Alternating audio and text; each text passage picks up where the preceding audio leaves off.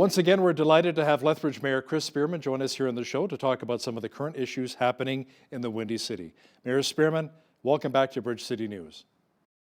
Always happy to talk to you, Hal. Thank you. Listen, I got to ask you something. Do you ever get used to the wind in the city? I've been here 4 years, man. I'm still not used to it. Well, we've had some fairly windy days this year, windier than most. I've been here 40 years, and I think a couple of the days when the wind's been over 100 kilometers, even I wasn't used to that. But Yeah, you know, it's funny. People ask me about the wind here. I say, yeah, usually a Wednesday is about a Category 1, you know, on the hurricane scale, but that's okay. Okay, let's begin the show talking a bit about the letter that was sent out by Justice Minister Casey Madu. The minister says if Chief Shahimadi Zadeh, Lethbridge Police Chief, doesn't have a plan in place by mid-April to address the issues at the Lethbridge Police Service, he would potentially dissolve the LPS and bring in another police force. What are your thoughts on that? well, I think that our chief is he's well on the way to having a plan in place. He was working on this before we got the letter from the minister. Um, he and the chairman of the Lethbridge Police Commission had a conversation with the minister before the letter was sent. I also had a separate conversation with the minister, and I have full confidence in the chief and the police commission that they will get it done. Now, let's talk about something else here. Now, do you want to share any thought on the Alberta legislature voting against the motion to reverse the AHS decision on EMS Integrated Dispatch? Do you believe it's still possible to potentially make changes on this issue moving forward? I have to trust in the minister. He's created a committee, a table, he calls it, to discuss the issues. You recognize up to this point, Alberta Health Services denied that there were any issues. When the 4 municipalities submitted detailed technical briefings detailing what the deficiencies were, uh, they still denied that there were issues. We're disappointed in the vote in the legislature, but we believe that was a whipped vote. It was basically the government telling their MLAs not to vote for that motion. So, but we believe that with the minister creating a table to discuss the issues, there is a subtle acknowledgement that the issues actually exist. And we believe that the plan that we've submitted, all 4 municipalities, that we continue to maintain local EMS dispatch, is the most cost-effective service and the most effective service in terms of preventing delays in the event of medical emergencies. So along with that, there is also the injunction case against Wood Buffalo, which we're all waiting to hear what the outcome of that will be. That's not going to be resolved until May, but we all have similar interests. Now, you actually believe that centralizing this service, the EMS dispatch, is actually putting Albertans' lives at risk. Can you explain? Well, when there are delays and when all the information isn't transmitted for a response, uh, that can certainly put people's lives at risk. Here in the city of Lethbridge, we've had we've had uh, ambulances sent to the wrong address. So instead of 22nd Avenue North, it goes to 22nd Avenue South, for example. So that creates a needless delay. When an ambulance shows up at an address and it turns out to be an apartment building and there's no apartment number provided, that creates delays and creates confusion. So yes, those delays need to be avoided. When there's a technical failure of the system and we have to go to manual response, you're relying on people who have good detailed geographical knowledge of the system. So they need to be able to send ambulances to the right locations, and the most effective way to do that is with people who know the area well. Now, let's talk about the rising COVID-19 numbers here in our city. Now, you've expressed concern, a lot of people have. What do you think is causing these numbers to rise? And does the city have a plan to maybe implement further restrictions as a result? Well, we've met with local AHS health officials as city council. We asked how we could resolve this, and they did say that the major causes of the spread in the Lethbridge area are inappropriate social gatherings, basically people not adhering to the health regulations, and some faith-based communities that are gathering and again not following the Alberta health regulations, and those are the most significant causes of spread. And the numbers are alarming. We have over 500 active positive cases in the city of Lethbridge. Our numbers have gone in the wrong direction compared to those in the province. It's an issue of great concern. And basically, we're pleading with everyone to have the patience, make sure we keep each other safe. Where we're in a situation where we have a significant rise in cases and we see the variants becoming a significant portion of those cases, we certainly are putting each other at risk, and people may needlessly die if we don't adhere to the Alberta health regulations. Now, we're all excited to see spring arrive. Let's talk about something a little more positive right now. Can you tell us a bit about the city's outdoor patio and parklet program? Yep.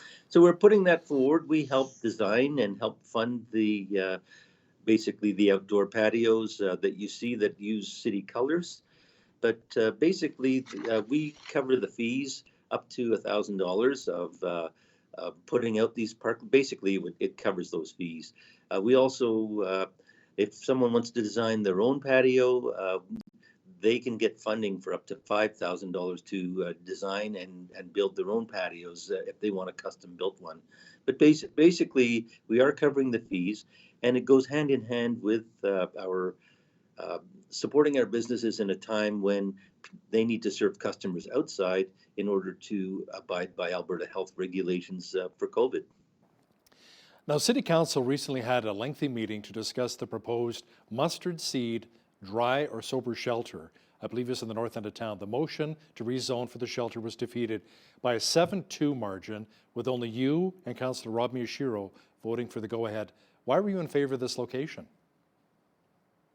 Well, first of all, I support City Council's decision. So even though I was not on the successful side, I do support what City Council has decided. What I wanted to do was make a vote on principle in that we need this type of service. So the Mustard Seed is a credible organization. They operate in Calgary, Edmonton, Red Deer, Grand Prairie, Fort McMurray, other communities, and all those communities say that Mustard Seed has done a great job. The average stay in a mustard seed shelter is 13 days. We in Lethbridge have people staying habitually in our shelter. We need to move people into housing. Very soon, we're going to hear complaints from businesses in the city that people are gathering in the downtown, gathering in Gulf Gardens. People are, staying there overnight. And when they don't have housing, it creates additional problems. So Lethbridge is the only city that is not resolving the homeless situation. Others, I think Edmonton just got approved for 3 supported housing facilities last week. There are supported housing facilities in Red Deer, others being constructed in their downtown. We're making no progress in the city. We all acknowledge that it's a problem, and we need a quality organization like the Mustard Seed with over 30 years experience dealing with the homeless people and with an enviable record of success. Now, what do you say about the concerns voiced by the business owners in the area that the location would too negatively impact their businesses, much like the previous supervised consumption site? Well, I think the supervised consumption site and what was being offered are 2 different things, but I think in order to resolve this in the long term, we need to have services here in the city of Lethbridge that provide housing for homeless people and supports. So those things do have to go forward. In a smaller city, it's going to be more complicated. Do we put these in a residential area? How are people going to feel? No matter where it goes, there are going to be concerns. But in a small city, you're close to everything. So you're going to be close to downtown if it's somewhere else. So when other sites were being examined, there were concerns expressed about that. So how do we get past that in our city, where no matter what site is chosen, there are concerns expressed because we will never solve the problem if every application results in the same outcome.